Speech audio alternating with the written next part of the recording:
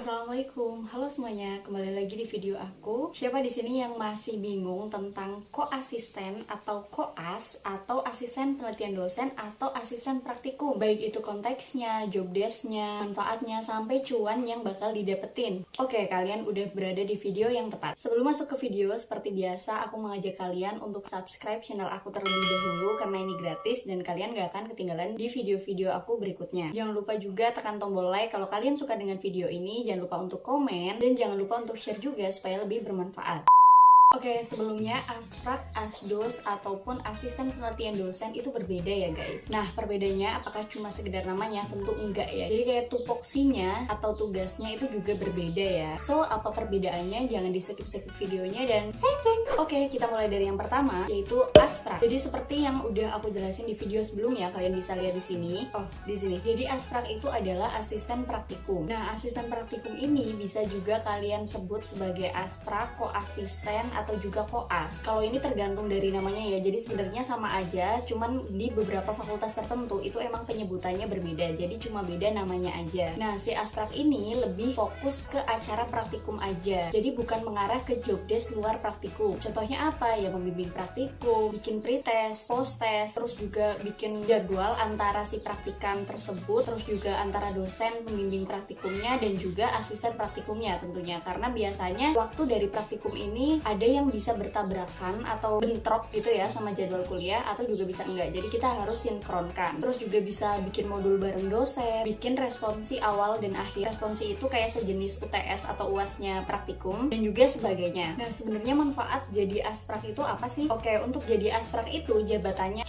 jabatan itu statusnya masih menjadi mahasiswa ya. Apakah praktikum ini sama dengan kita mata kuliah biasa gitu di kelas? Jawabannya adalah berbeda. Dan biasanya untuk prodi yang ada mata kuliah praktikumnya, ya prodi yang emang membutuhkan praktikum gitu. Jadi ada SKS-nya sendiri. Terus fungsi lain apa sih ketika kita jadi asprak? Kalau kita ikut pembelajaran, kan terima pembelajaran, biasanya kalau kita udah keluar kelas, otak kita itu bakal gampang banget lupa. Nah, fungsinya praktikum ini supaya bisa punya skill atau pengalaman atau juga kemampuan lebih dalam supaya bisa menguasai mata kuliah tersebut. Dengan kalian jadi asprak, artinya kalian itu bisa mendua kali gitu ya. Jadi waktu kalian masih jadi praktikan kan kalian udah belajar nih, terus kalian jadi asprak, artinya kalian 2 kali belajar mata kuliah tersebut. Jadi ini bakal ngebuat kalian lebih bagus, skill kalian lebih terasa. Terus kalian di sini juga bakal dilatih leadershipnya ya. Karena apa? Dalam satu angkatan itu kan ada 60-an mahasiswa. Nah, biasanya dibutuhkan 6 koas atau asprak. Jadi biasanya setiap satu mahasiswa itu menampung 10 mahasiswa kayak gitu. Nah, di sini kalian bisa dilatih untuk bagaimana caranya memanage praktikum dengan baik, dengan kondusif, supaya praktikan juga paham, seneng, dan bisa ngejalanin praktikum dengan enjoy dan juga sebagaimana mestinya. Untuk cuan atau gajinya jangan khawatir, karena gaji dari asprak ini biasanya udah ada SK dari fakultas, jadi pasti ya. Walaupun kadang kita nggak tahu ya, ini berbeda-beda, jadi pencairannya itu bisa di awal atau di akhir, tapi biasanya kalau menurut pengalaman aku di akhir. Jadi kalian sudah menjalankan tugas kalian, nanti kalian akan digaji di akhirnya. Nah, nominalnya berapa? Kalian bisa lihat di video yang udah aku bikin. Oke, sampai sini ngerti ya? Jadi kita kerja, kita juga ngelatih skill kita juga bisa membantu praktikan, tapi tenang, kita juga tetap dibayar. Jadi kalau misalnya ditanya, mending jadi asprak nggak sih? Iyalah.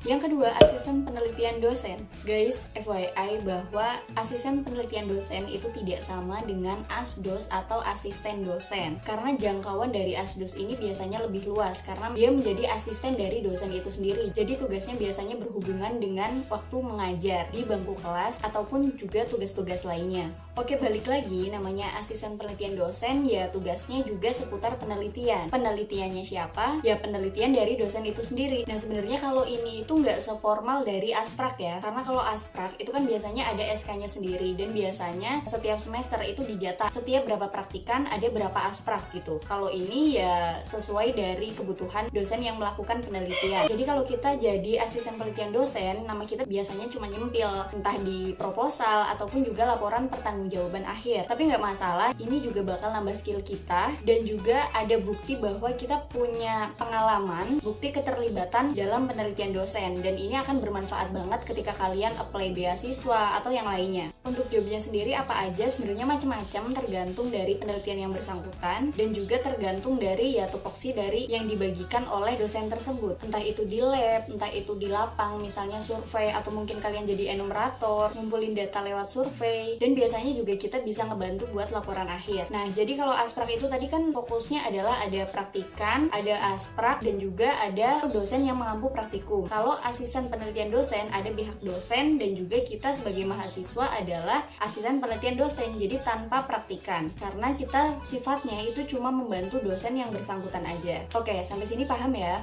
Next, manfaatnya, kalian tahu tentang penelitian payungan? Nah, ini dia manfaatnya ya. Jadi, ketika kalian udah di posisi tahap mahasiswa akhir, kalian biasanya terbantu banget kalau kalian ikut penelitian dosen. Kenapa? Biasanya, bonus dari kalian menjadi asisten penelitian dosen adalah kalian juga bisa melakukan penelitian payungan. Atau misalnya gini, dosen itu kan melakukan suatu penelitian dalam topik yang besar. Dengan catatan kalau dosennya mengizinkan, biasanya akan dibuat topik-topik kecil di mana kalian bisa pakai topik tersebut untuk penelitian kalian. Jadi kalian nggak perlu bingung-bingung nyari masalah.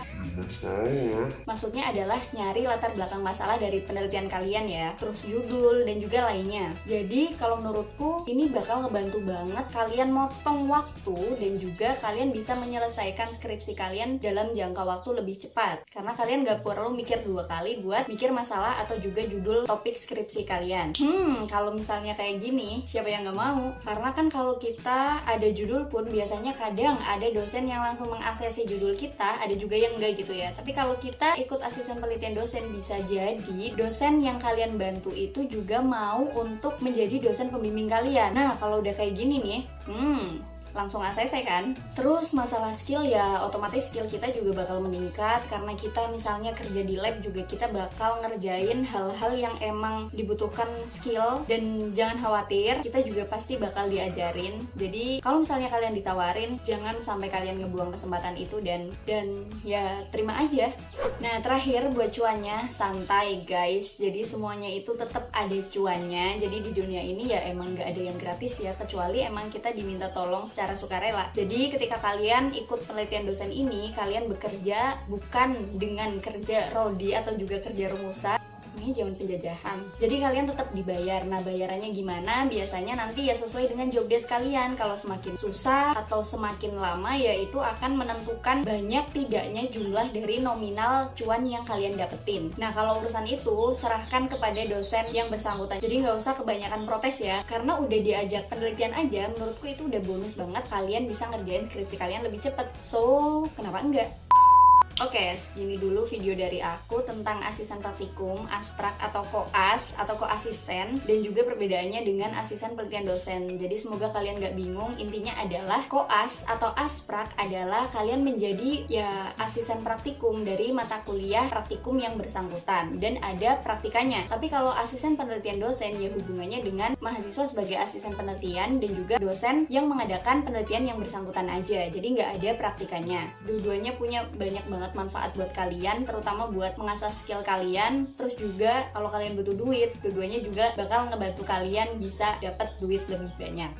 Oke, semoga ini membantu pemahaman kalian tentang gimana sih sebenarnya perbedaan dari asisten penelitian dosen atau asisten praktikum itu sendiri. Semoga menjawab catatan penting buat kita. Jangan pernah sia-siain kesempatan yang datang, karena kadang kesempatan itu bisa datang berkali-kali, tapi kadang kesempatan itu juga bisa nggak datang 2 kali. Kita semua pernah merasa insecure, kita semua pernah merasa bahwa ya kita nggak punya apa-apa. Tapi ketika kita mau memelihara rasa insecure itu sendiri, kita nggak akan bisa berkembang. So, ketika kalian merasa insecure, kalian harus percaya bahwa insecure itu emang harus diatasi. Dan tenang guys, kalian itu nggak sendiri. Apalagi kalau misalnya pertama, ya wajar itu ada, jadi atasi itu. Karena aku pun mengalami itu. So, aku ucapin terima kasih banyak buat kalian yang udah nonton video aku. Terima kasih banyak buat kalian yang udah subscribe, udah like dan juga komen. Dan yang belum subscribe, ayo subscribe sekarang juga, karena subscribe itu gratis.